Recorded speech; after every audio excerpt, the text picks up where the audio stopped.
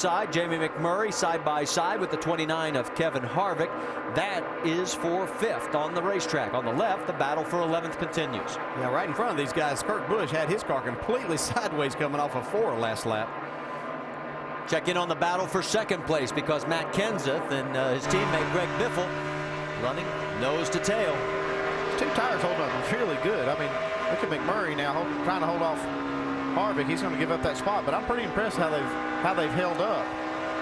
Paul Menard is still flying. He's got a almost 3/4 second lead.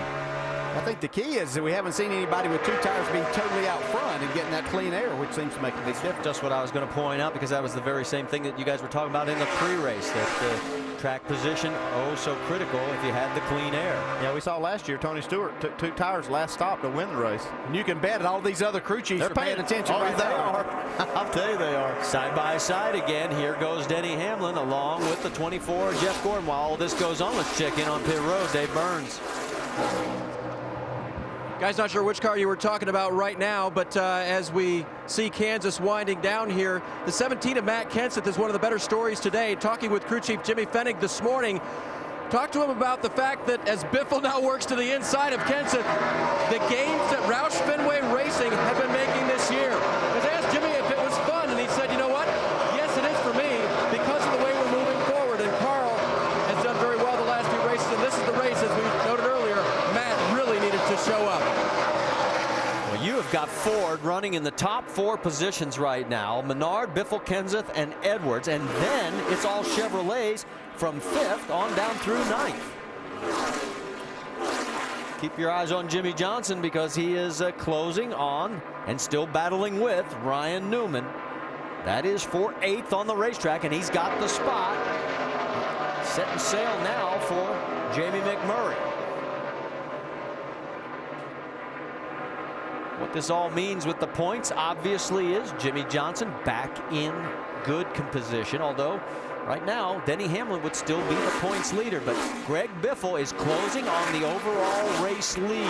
A lot of guys are making some moves here today in the Chase Championship, and here goes Menard. Biffle all over him. Menard takes the low line, trying to force Biffle to go high. Well, Biffle got by Matt Kenseth. He just took off. I don't think he's making that middle lane really work. I don't think Greg cares which lane it is. Yeah, it didn't matter. Biffle is now going to be the race leader. That'll give us our 12th different leader, and it is our 17th lead change with 61 laps to go. There's your top 5, and Greg Biffle looking to make a big move in the chase for the Sprint Cup Championship. What's better than 400 miles at the Auto Club Speedway in Fontana? Well, the chance to win 400 prizes in 400 miles in California. Tune in to ESPN October 10th to catch Pepsi Max 400. Pepsi Max will be giving away 400 prizes in 400 miles. I still won't win any of them, I guarantee you. Kevin Harvick on the move again. He's into the top 5 right behind Carl Edwards. Right now, Greg Biffle is your race leader. Paul Menard is hanging on to 2nd place, but 1.3 seconds behind. And as you look at Biffle, we've been scanning the basic scoreboard. 2 guys that are way back, but have made moves. Clint Boyer, remember he got the lucky dog? He has fought his way back up to 17th. And Kyle Busch is still running 21st, so that strategy by Dave Rogers paying off. Oh, yeah. I mean, he's just trying to get Kyle calmed down. It was absolutely the thing to do to try to stay on the lead lap. Just make do with what you have, because it's not that bad. I mean, it's not good, but it's not that bad. Yeah, you can see him really fighting the steering wheel there, but he has managed to stay on the lead lap. There's Harvick trying to get his car headed back towards the front. He and Tony Stewart looked like they were going to kind of settle this between themselves, but they've kind of gotten mired back after those last pit stops. Harvick wants that 4th position from Carl Edwards. Carl doing all he can to hang on to it. Still side by side as they come across the stripe. 52 laps remaining here at Kansas. And you're at the point of the race now. You know, if this were back earlier towards the midway point, then Carl might say, okay, Kevin, you caught me, go ahead. But we're at time now that all of these positions make a big difference. I'm still really impressed with the way those 2 tires are running on Paul Menard's car and Jamie McMurray's, for that matter. McMurray has not held up nearly as well. He's 10th, but it's still a decent gamble for him. Tony Stewart right there. Let's check in on Mark Martin, because Mark's got a great day going as he's 13th right now, trying to get around Kurt Busch for 12th. Let's get an update from Dave Burns. Well, Marty, for folks that missed the start of the weekend, it didn't go well for Mark. When he took his qualifying run on Friday, he hadn't spent a single lap on the track. That's because when he pulled out for the first practice, the fuel pump drive broke on the car, and they didn't get that first practice in at all. He relied on experience, qualified 28th, and they worked on Saturday's practice to get this car race ready. But still, he had to come from the back and work his way toward the front. Big recovery this weekend. And if you remember, they had to do the same thing last week at Dover after a shock had too much pressure. Now, Dale Earnhardt Jr. is in, Doc. Yeah, he had stayed out on the previous caution flag, opting to stay on the racetrack, hoping for another yellow, maybe to be able to get a lap back. He comes in. Now, this is a cycling in pit stop, 4 tires adjustment. They have changed everything on the car with the number. It's gotten better, but they are behind. And they took the wave around on that last go round, and that, put them where they had to make this pit stop. They were gambling on a caution before now. While he comes back out on the track, Tony Stewart continues to get a little bit closer to Kevin Harvick in that battle for the 5th spot. Yeah, Harvick was up there battling, trying to pass Carl Edwards just 2 laps ago. Now he's falling back from that, and Tony Stewart is trying to make a charge. And ever lurking, the 48 right behind of Jimmy Johnson. So there you see from Carl Edwards on the left of the screen to Jimmy, and Jimmy's closing quickly. Points as of right now. You see that Denny and Jimmy would be 1-2 again, but the gap would be narrowed.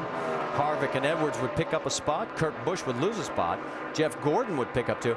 But the real interesting part, guys, is that you look further down, the top 9 would be 87 points or less.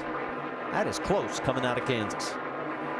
Yeah, it really is, and was going to be a lot more so until Denny Hamlin got a real break when he was about to go a lap down. That's whenever David Rudman got into Denny's teammate Kyle Busch and created that caution. Cost Kyle a lot of points, but created a better situation for Denny Hamlin. Yeah, he's back to the 11th spot, and you were saying maybe Hamlin ought to send Rudman a gift. Well, at least a big Christmas present. He's right? made one of the Joe Gibbs drivers pretty happy today, and the other one extremely mad, I would say. Hamlin has moved in the top 10 now. See Harvick getting underneath Carl Edwards now on the right side of your screen. The battle for 4th. Hamlin gets around of McMurray, and then a little bit further behind them, you've got the 2. The blue deuce of Kurt Busch, and alongside is Mark Martin. And Mark trying to take the spot away. He's been trying there for about 3 laps to get that spot, but just can't seem to get the run off the corner. He needs to get by Kurt Busch.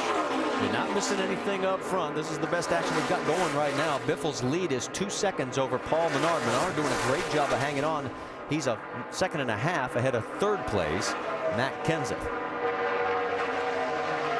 David Reagan, who was one of our lucky dog recipients earlier today, he is running in the 14th spot right now.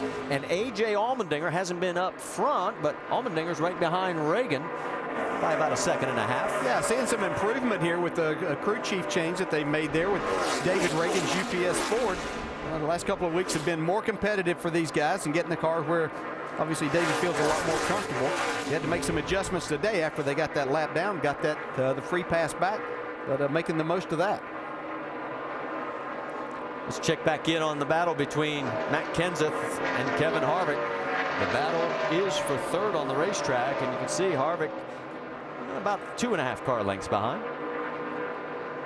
Yeah, we saw Harvick a while ago when he went up to Carl Edwards, tried to make that pass the first time. I think he really heated his tires up, got a little sideways, backed off, and made another run. Now he's charged by Edwards, got his sights set on Matt Kenseth right now, going to that 3rd spot. Harvick's going to try the low line now, pulls up on the quarter panel, but then slides back up.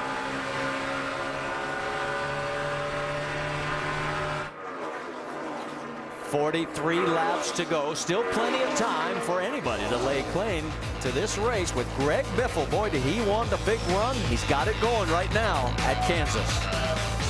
We come to the final stages of chase race number 3 at Kansas. Competition on pit road, you bet there's been some all race long.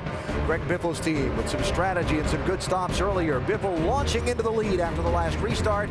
And now his pit crew with one more chance. The money stop upcoming as we have 38 laps to go in today's race. And Biffle leads Paul Menard by 3 seconds. Kevin Harvick racing Matt Kenseth for third. Kenseth 17, Harvick 29. Let's talk about this final pit stop. They went back racing.